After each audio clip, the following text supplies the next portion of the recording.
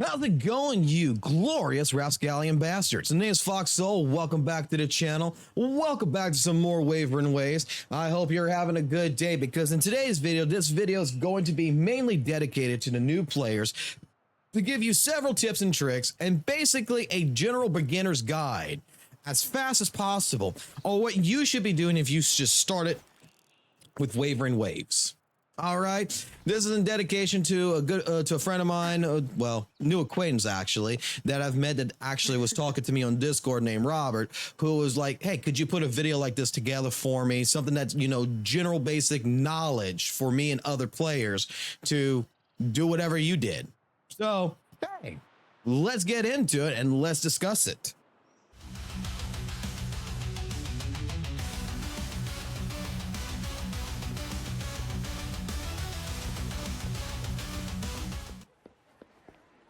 All right, so first and foremost, you starting WutheringWaves, you're a new player. What should be some of the first things you focus on in the game? Well, I think the first thing goes completely obvious and should be complete common sense is get the story done as fast as fucking possible. Straight up. I don't go ahead and just bother do like the tutorial phase, and after you do the tutorial phase, you move on going into exploring the world. The first thing you should be focusing on is straight up go do everything you can in the story mode. It's going to help build up your character quicker. It's going to help you get a lot more XP, you know, and you're going to get you're going to get additional rewards and everything. Focus on the story, get the story done, do the tutorial, do everything, and get that completed. That is the first common knowledge that I can give to anybody who's just starting out in WutheringWaves. There's no time to Second waste. part of the knowledge is that before we get into anything else, we can take a look at our map real quick. You're going to see this right here, which are basically your resonator's beacons, okay? These beacons are all across the map, all right? You'll be able to see the map, and you'll see they'll be grayed out when you first start it. And this is something to where I even legitimately offer on a live stream that if anyone who's starting brand spanking new, come to my live streams when we're doing, I'll join your game and I will get you to each and every one of these beacons right here. So that way you can just go ahead and unlock them. Unlocking these beacons matters, okay? After you're done with story, you're going to have some of these beacons that is not unlocked already. Let's just go ahead and get them done, okay? And technically, doing the story, if you're bored of doing the story or whatever, you know, and you want to go explore, go get this done. Go find each and every one of these beacons, unlock them, because you're going to be coming back to these areas quite a bit for subquests, for different events, bosses, because you're going to be doing your grinding. So yeah, you're a new player. Go ahead, get all these beacons taken care of. Like when the new area for 1.1 came in, that's what we straight up did. First thing we did was finish the story, and then we went go beacon hunting. Before we did any side quests, anything else, we went beacon hunting. So that way we can have all this place done. So that way it made the side quest part a lot faster. All right. That's going to be your second goal that you need to complete. Third goal that you need to complete is that you're going to need to work in your data bank. Now, granted, this is also going to require you to level up your character and everything else, but you're going to need to come ahead and come into here and work on building up your Echo database. This should be also common knowledge. Just go find the echoes, go collect them, put them together. Best advice that I can give you is that if you see right here where you'll see all these echoes, there's 236 echoes in this game as of this current time period, which is July 11th of 2024. You come into your echo gallery right here. You're going to have echoes of different colors. It's going to make you require you to get blues. It's going to make you require to get greens and purples and then the golds. And you're going to be needing to hunt these guys down. Best way to track them is to press the track button. You can come here. You can find out, hey, I don't have this one in gold. I don't have this one in the next color, because you're going to be required, if you read your data bank, that you're going to be required to get them at a certain level. So, you know, right here, the highest rarity we can get is a 2. We get these at 3. Before we can get to a 4, we need to start collecting every single echo as, you know, a rarity 4. and we're going to have to hunt them down. And it goes all the way till 5 to where we're going to need to hunt them down. So you come here, whatever you don't have that's in the appropriate level, you know, if it's blue, it's green, it's a 4-star, it's a 3-star, it's a 2-star, whatever, and you need to get to the next level, just go track it. And it also helps it also does help in a sense to people who is trying to, you know, track these guys down to know where the hell they're at anyway to get them. You can find it right here. You go ahead, you detect it, and it's going to pop it on the mini map. And after you kill it, it's going to pop another one on the mini map. So each time you kill these guys, which I'll show you really quickly, it won't take long to go kill this. We'll go take care of Clang Bang right here. You see, it'll be on the mini map right here. You see how it is on the mini map? Like I said, this is just for new players, okay? Do-do-do. It's gonna pop you right on top of them. You come here, you kill them. The stage is yours.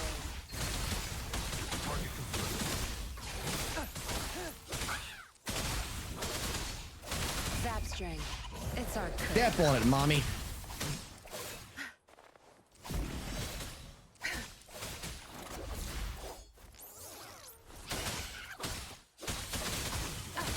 Cleave it.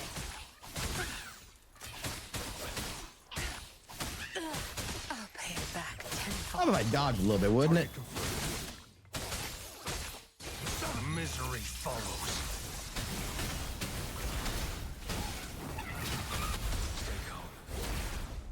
And then you see what I wanted to show.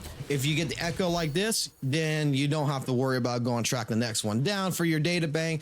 But it's let's just say there was no echo shape here. Well, guess what? On your mini map, it's going to pop you to the next location automatically. So work on your database after you do the beacons. That is my next biggest suggestion, and build up that echo database, because future wise, you're really going to want to focus on this. Future wise, you're going to, because you will be grinding to go ahead and optimize your team with the best echoes you could possibly do. Simple as that.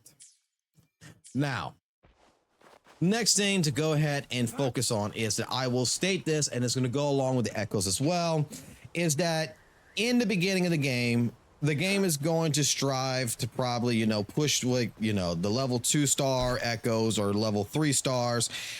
Don't do this. Do not do this. If it ain't gold, it ain't worth it. You can put the echoes on there, but I do not waste potential XP, good XP. The little jars that that you can collect from Tansive Fields and everything. Don't use that on a purple, blue, or green rated echo. Those echoes, you could just put them on your character and you can leave it be. Right?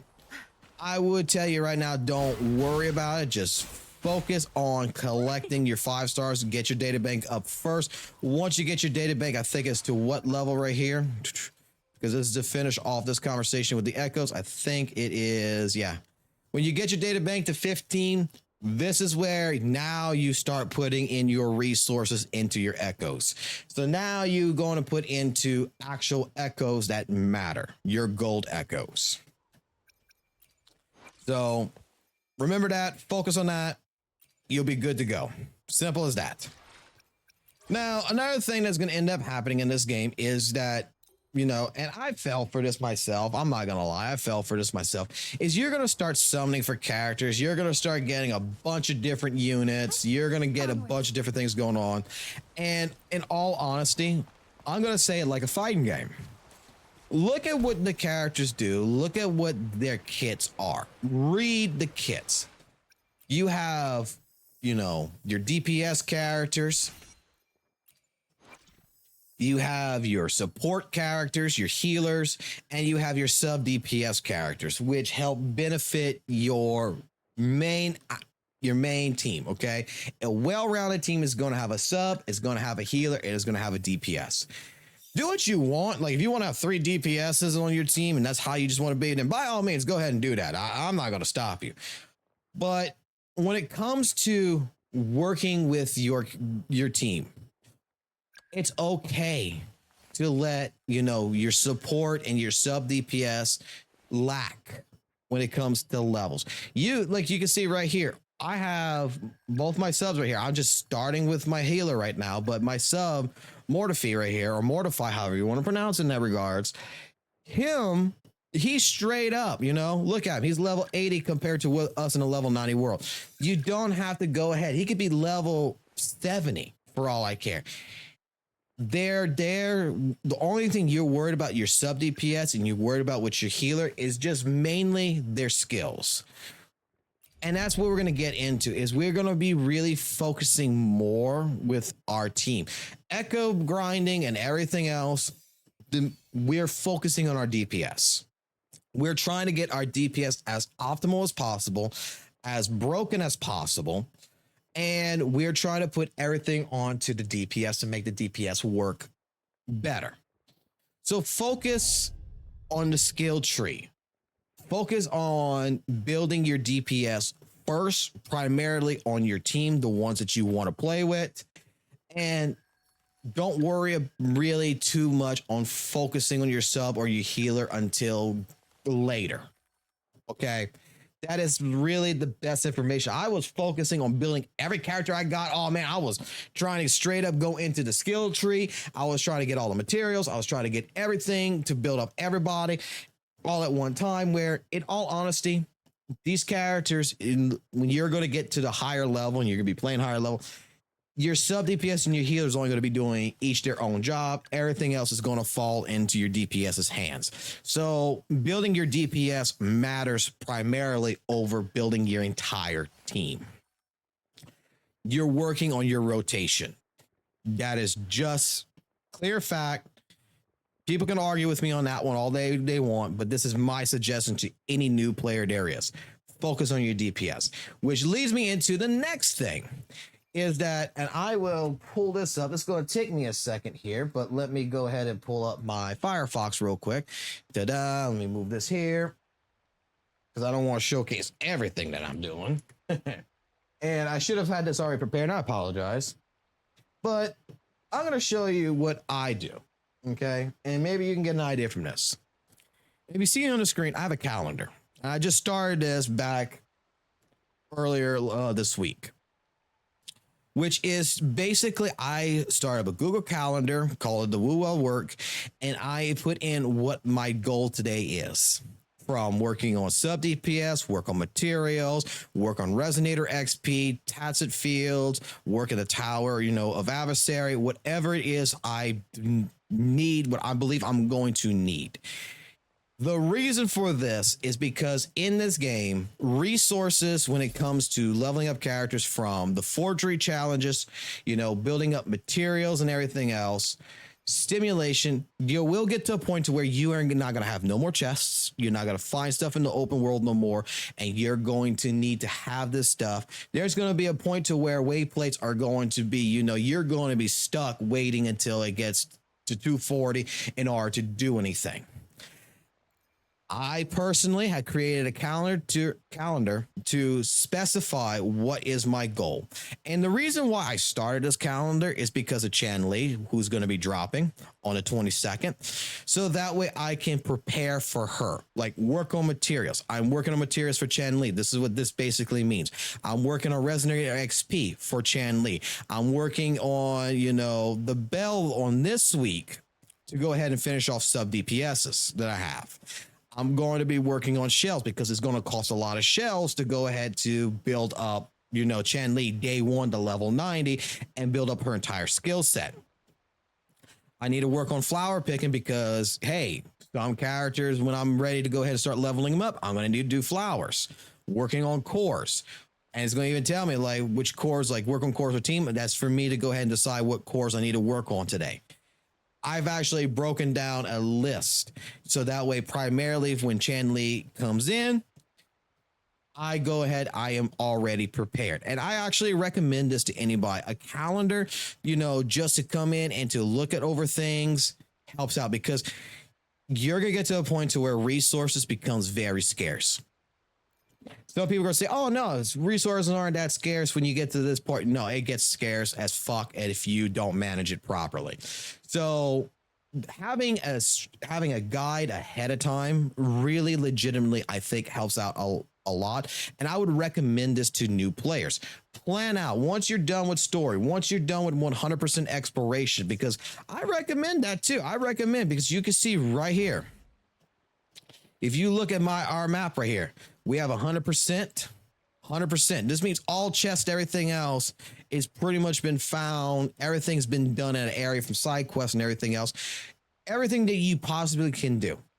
When you get to this kind of point, having a calendar and having an idea of what you should be working on, especially if you know that this character coming out, and they announce a character is going to be coming out 2 weeks from now or a month from now, and you really want that character, building up the resources and all the materials now, it's said in designated days of what you're going to do, tremendously helps out. To where, like, dude, we have everything for Chen Li to get her basically all the way to level 90. We have it to where she has all the fusion cores she's going to need. She has all the metal drip material that she needs for her skill tree. She's got everything that she needs to upgrade her weapon. We have it already done. Do that. Set yourself days of what you're going to work on particular, and just build upon that. These are just a couple of tips and tricks for new players. If you guys want more extensive information, whatever, come to the live streams. We're going to be doing live streams tonight. No, I don't think Thursday nights are going to be the only one that I don't think we're going to be really doing any WutheringWaves streams, because I have something else that's going on those days in particular, to where I'm fighting with a community manager on another gotcha game, and I'm trying to make the son of a bitch do his job. So other days I will set up to where you'll see first thing in the morning, I'll set up for a live stream. Live streams will happen anywhere between 6 p.m. Central Time Zone or to 8 p.m. and typically they'll last to midnight. And on weekends they'll be sporadic throughout the days. And Sundays, I'm going to try to use it as a rest day. But hey, there might be a chance that we'll do streams on that day. Come on in, ask questions, not just build questions. Ask questions what you should be working on. Ask questions what you should be doing if you're a new player. I will help you out, in any which way, shape, form. Anything you need from me to try to help you guys, let me know. I want to do it. And if you guys can help me out with, different information, different builds, different things on these live streams, dude, I love that. Communication is the key. We don't have to be jackasses like the Genshin fucking community is 9 out of 10 times. We don't have to be closed-minded. We can work together as a community. We can work together as friends. And at the end of the day, we can get stuff accomplished. So until next time, you glorious rascallion bastards, I'll catch you on the flip side. Peace.